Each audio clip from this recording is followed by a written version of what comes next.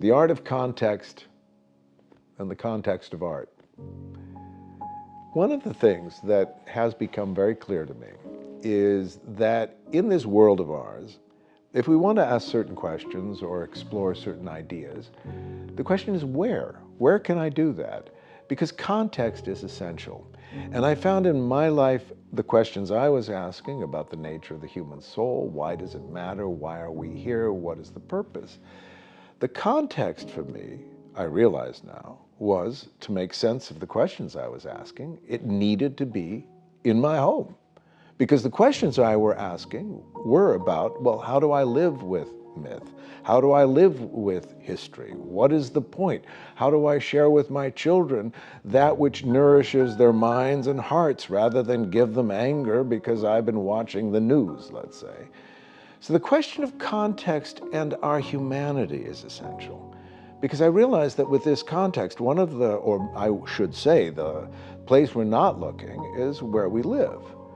If the conversation or the question we have doesn't fit into the cultural or social agreement, then we feel we can't have this question or this conversation. Now, I was very interested in philosophy and esotericism, in the mind, in mythology, folklore, religion, all these deep questions. But I realized I lived in a culture that really wasn't, and for a multitude of different reasons. Really, it was many more things to do than to go deep, go fast.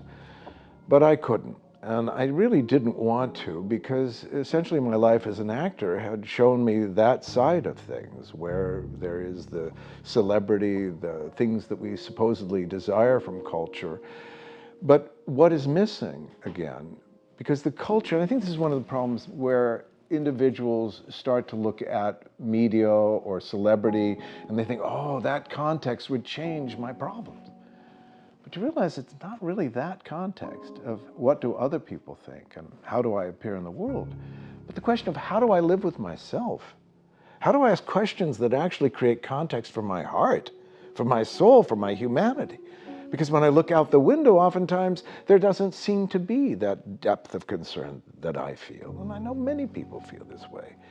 But I feel oftentimes what happens is it gets an individual to quit, to just give up, just to turn on the TV and not really cultivate a garden of their own because, well, no one seems to be cultivating a garden. And that's why the context here is so important.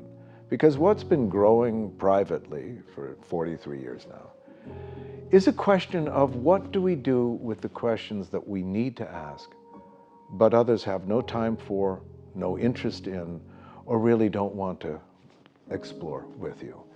How do we do that? Where do we go?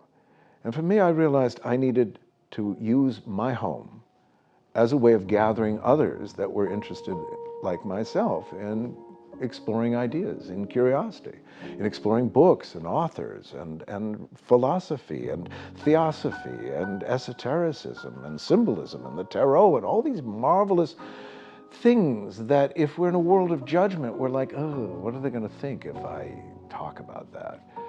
Well, that's why I came home. I said, I'll close the door here. We'll have a conversation. We'll explore ideas and things that might make other people uncomfortable or they don't want to go there because they couldn't find the right context for it. And that's what, for me, is an essential art of understanding who and what we are. We must create context. If you want to know the nature of flower, create a garden. Give a flower context. Don't read a book about a flower. Don't examine a flower on the TV. Plant a flower. You will learn far more from the process than any amount of study could give you. And this is why, if we think we're just object-oriented, like I need an answer, I need to solve this, but life doesn't really work that way. Life is a continuum.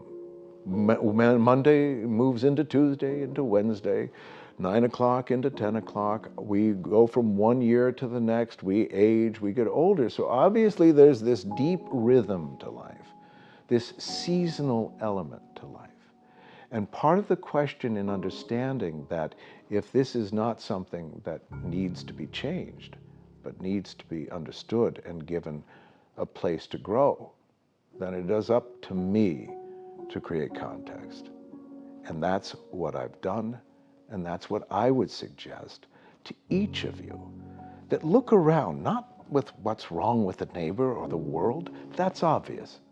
What needs to be done now is the context of closing the door, saying, at least here, this matters to me.